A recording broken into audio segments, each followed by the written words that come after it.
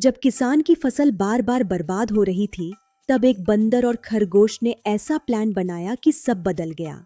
एक छोटे से गांव में रामू नाम का किसान रहता था। गांव की शांति और ताजी हवा में रामू का खेत सबसे अलग दिखता था। वह बहुत मेहनती था। सुबह से शाम तक अपने खेत में पसीना बहाता था, लेकिन उसकी किस्मत उसका साथ नहीं दे रही थी। उसकी मेहनत से उगाई गई फसल बार बार किसी न किसी वजह से खराब हो जाती थी और रामू का दिल टूट जाता था। एक दिन रामू बहुत उदास होकर अपने खेत के किनारे बैठा था। उसे समझ नहीं आ रहा था कि वह अब क्या करे। पता नहीं क्यों हर बार मेरी मेहनत बेकार हो जाती है। अब क्या करूं? सारा साल तो मैंने इसी उम्मीद में काट दिया था। तभी पास के पेड़ से एक शरारती बंदर, जिसका नाम चीकू था, नीचे आया। उसने रामू की आंखों में नमी देख ली थी।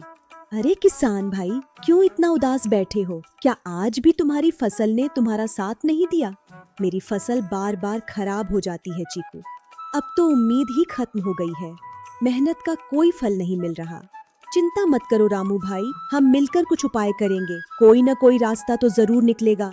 तभी एक छोटा सा समझदार खरगोश, जिसका नाम गोलू था, भी वहां आ गया। गोलू अपनी बुद्धिमानी के लिए मशहूर था। मैंने सुना है तुम्हारी फसल को जंगली जानवर नुकसान पहुंचाते हैं। हमें उसे बचाना होगा, तभी मेहनत रंग लाएगी। लेकिन कैसे? तुम दोनों तो छोटे हो और जंगली जानवर बड़े और डरावने होते हैं। मैं अकेला क्या कर सकता हूँ? मैं पेड़ों से नजर रखूंगा। ऊंचाई से मुझे सब दिखाई देगा कि कौन सा जानवर कहाँ से घुसने की कोशिश कर रहा है। और मैं जमीन पर चौकसी करूंगा। कोई भी छोटा से छोटा जानवर भी मेरी पैनी नजरों से बच नहीं पाएगा। तीनों ने मिलकर एक योजना बनाई और दिन रात मेहनत करने लगे। रामू ने बाड़ लगाई और बंदर ने घंटियां टांगी। हर शाम वे अपनी अपनी जगह तैनात हो जाते। चीकू ऊपर से और गोलू नीचे से पूरी मुस्तैदी के साथ निगरानी करते थे। उनकी दोस्ती गहरी होती गई। अब रामू अकेला नहीं था। उसके पास दो ऐसे दोस्त थे जो उसकी जान बचाने को तैयार थे। एक रात कुछ जंगली जानवर खेत में घुसने की कोशिश करने लगे। वे बहुत शांत थे, लेकिन चीकू की नजर तेज थी। अरे सावधान, कोई आ रहा है। जल्दी जागो, दुश्मन खेत के बहुत करीब आ गए हैं। जल्दी उन्हें भगाओ। हमें शोर मचाकर उन्हें डराना होगा, इससे पहले कि वे फसल तक पहुंचे। दोनों ने मिलकर ऐसी आवाजें निकाली और शोर मचाया कि जंगली जानवर डरकर उल्टे पांव भाग गए। मैदान साफ हो गया। पूरी रात की चौकसी के बाद सुबह का सूरज एक नई उम्मीद लेकर आया। फसल अब पूरी तरह सुरक्षित थी। कुछ ही दिनों में रामू की फसल लहलहाने लगी। चारों तरफ हरियाली और खुशहाली छा गई थी। गांव वाले भी हैरान थे। ये सब तुम दोनों की वजह से हुआ है।